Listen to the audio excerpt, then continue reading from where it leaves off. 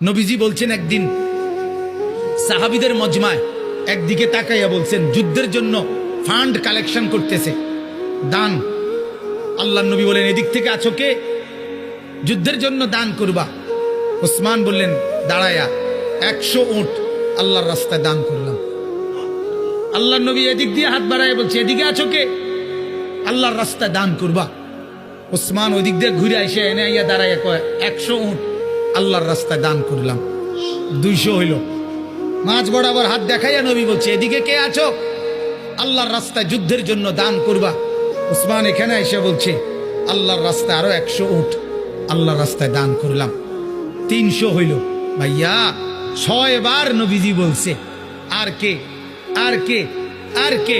6 বারই ওসমান দাঁড়াইয়া দাঁড়াইয়া বলছে 100 100 100 100 100 100 600।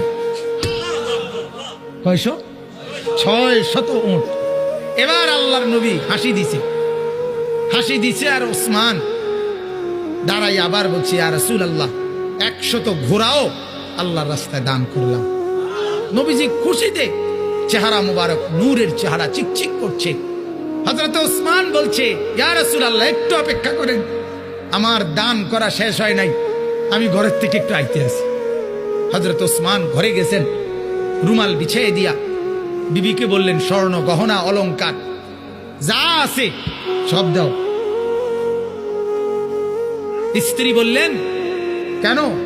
বড় কোনো পার্টি, উনি ব্যবসায়ী ছিলেন তো, বড় কোনো মহাজন বড় লেনদেন মানে বড় ফুজি খাটাইতেছেন নাকি?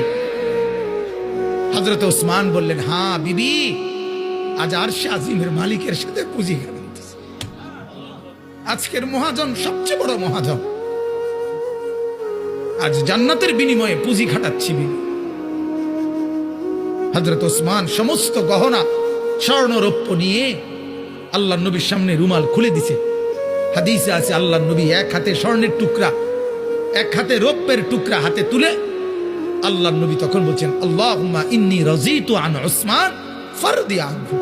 আল্লাহ, আমি জমিনে আমার ওসমানের উপরে রাজি হয়ে গেলাম, আপনি আরশে তার উপরে রাজি হয়েছেন। আমি জমিনে রাজি, আপনি আরশে রাজি হন।